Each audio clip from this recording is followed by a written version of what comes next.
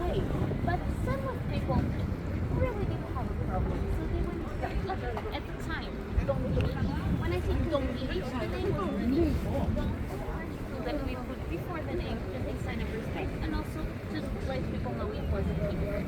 So Don Dinis was actually one of the kings in our mind that was closest to the king. So Don Dinis decided to do something. He didn't want to go against the church because they were quite a big house.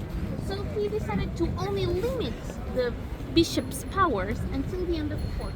The end of Porto is right here.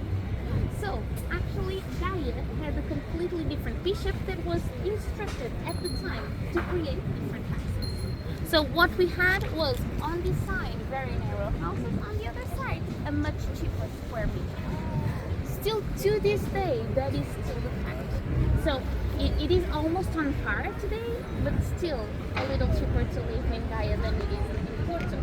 That was the main reason why we had to export our main business, port wine, to the other side. So if you see any house with a big title like Sandman, Coffee, Burmester, Graham's, Callum's, all of that warehouses of port wine. Because the square meter is much cheaper, we can have really big warehouses and the whole process of wine can be done.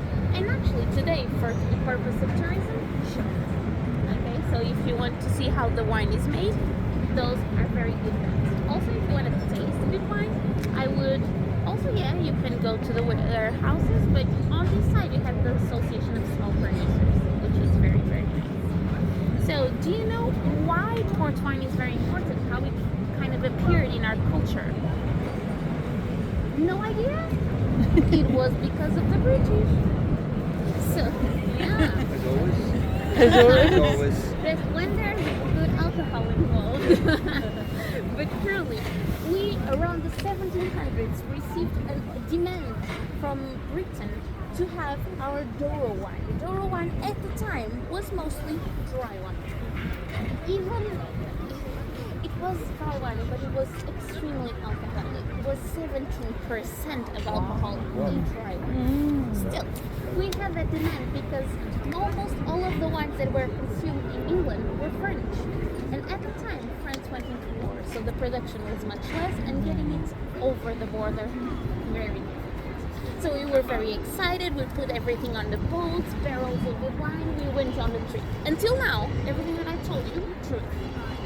Now there's two explanations, and truly, we still don't know the reason, the actual reason. But on one side, there's people that believe that during the trip to England, the wine started turning into vinegar. So people were kind of afraid, and they were drinking brandy in the boat. So they decided to pour the brandy inside of the barrels to kind of mask the taste of the spirit. When we went there, they actually did was adding a lot of alcohol and stopping fermentation so that we intake the sugar. So fortified wine, and the British loved it. The business was born. On the other side, as I told you, it was an extremely alcoholic wine, so probably it would have handled it. So it wasn't a happy accident, probably it was done on purpose. Very far from the view of the producers of wine, but still before we went into the borders of UK, at the time England, because truly we knew French wines were sweeter. So we tried to get ours to be sweeter as well. So we don't know if it was on purpose or an accident, but Porto wine was born, and that's why you see most of these names are not Portuguese names at all. They are English names. English because name. still to this day, there's a huge investment from the British in Porto wine. First, why Louis the First and not Don Louis the First, as I told you? Because, and this will tell you a lot about the people of Porto as well, when we inaugurated this bridge, so we're talking 18th century, we wanted to inaugurate it with the king in town, and we sent a request and an invitation to the king, and the king accepted, and on the day, the king showed. So we were incredibly hurt, and we took out the deed in sign of disrespect. Gaia didn't want anything to do with it. So if you search on the Google Maps, for example, it will say Bridge Louis the First, and between brackets below it will say Don Louis the First. Because if you go to the other side, it will be say Don Dinis. On this side, only Louis. Oh well.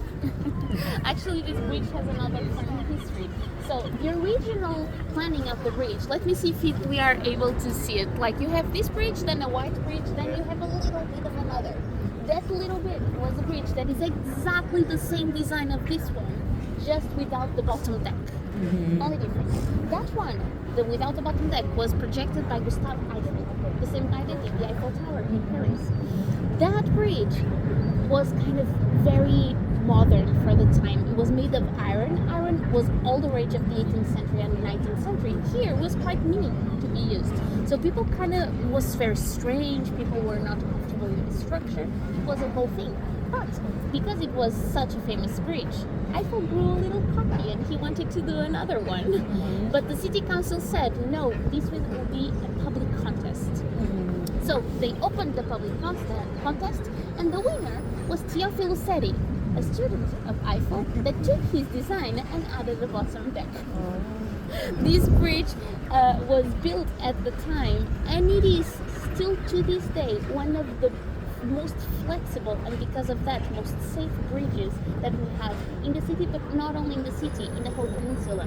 It's very famous for its flexibility. So if you cross it just walking in the bottom deck during St. John's, there's so many people that you feel the bridge kind of swinging to one side and the other. Very flexible. The way that it was constructed kind of intrigued Eiffel. He was not very happy with the situation, but also this was such an ingenious way of getting his design to be more flexible and more durable that actually it could gather two types of transportation that didn't exist at the time. So metros and cars. This bridge from Gustave Eiffel closed since 91 because it has problems in its origin. So actually the student has stood the test of time. Ready to continue to this side? Yeah.